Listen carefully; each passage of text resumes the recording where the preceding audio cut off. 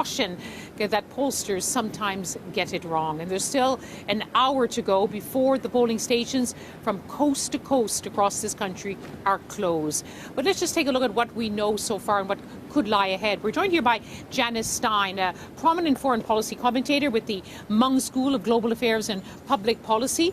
Janice, I was mentioning that in the last elections in 2015, Justin Trudeau's Liberals party swept the board on the east coast of Canada in the Atlantic provinces. They didn't this time, but they're still doing well. That's a very strong showing for them so far in the Atlantic provinces, stronger than what has been predicted. But you're absolutely right, Lise. The big results will come in a half an hour from every part of Canada except British Columbia. But does Atlantic Canada give hints about where this election is going? It does. It tells us that the Liberals are stronger than expected. The Tories were expected to do better than they've done, but the NDP and the Greens each got a seat. So there's part of the story too, that the minority parties, those smaller parties, have surged in this election. Now, you often spend your time looking at Canada's role on the global stage. Of course, Justin Trudeau didn't just sweep to power in 2015. He seized the global stage. He described himself as a feminist, a champion of climate change, of action against the climate change, refugees. Will it matter who comes to power, what his showing is in terms of Canada's place in the world?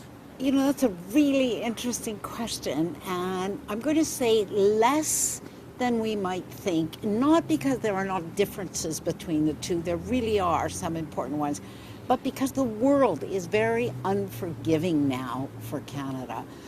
This is a tough moment in our history, and so any prime minister is going to have to struggle in ways that no past prime minister of this country has ever struggled. Well, take the closest neighbour, the United States, with President Trump in power, a nationalist. He presented challenges for Justin Trudeau when it came to trade. 75% of Canada's trade is with the United States. Anyone who's in office will have to deal with that. That's huge, really, when you think about it. It was like a glass of ice water was splashed in Canadians' faces. It wasn't only that he functionally said, I'm going to tear up an agreement and start all over. It was the kind of transactional quality, Lise, in a relationship where Canadians have always felt different, but nevertheless part of a family. There's a sense of shock in this country about Donald Trump and about Trumpism, which may well outlive this particular president. And of course, one thing which is asked around the world and in Canada too, with urgency here in Canada, whether the Trump effect could have an impact across the border. There had been some signs in this election campaign, even at the rally of the Conservative leader Andrew Scheer, that chant, lock him up, that Donald Trump used against Hillary Clinton. You know, many Canadians officially say, oh, this could never happen in Canada, we're different. And in many ways, that's true. But we elected a mayor in our largest city, Rob Ford. Toronto, where we are now. Who's a populist. We elected his brother premier of the province, and he ran on a We the People campaign against those institutions that are rigged. There are similarities to what populist leaders have said in Britain, in Europe. We're not immune from the disease, Lise.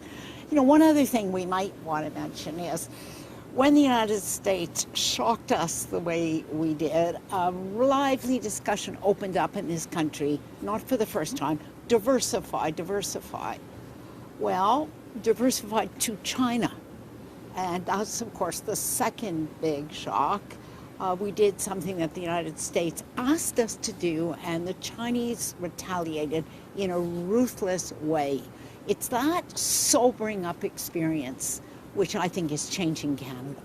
If the polls are correct and Justin Trudeau's Liberals return with a minority government, will Canada still champion its progressive agenda around the world, do you think? Well, I think it will, because he will need the support of another party in the House. and that will be a party to the left of the Liberals, the NDP, the Social Democrats. So what will become stronger is the voice on climate change. That will strengthen. Certainly the interest in women and girls, the feminist foreign policy, that will continue. But, you know, we are an underperformer on development assistance. Despite all the rhetoric, we contribute very little. We're an underperformer on refugees. Despite all the rhetoric, we've not taken large numbers. So it's in that sense that I think sometimes the differences are underappreciated by the rest of the world. Janice Stein of the Mung School on Global Affairs and Public Policy, thank you very much for joining us here. Such a pleasure to be with you, Lise. Good to see you again. And of course, this is a night where Canadians themselves will decide on the future course of this country.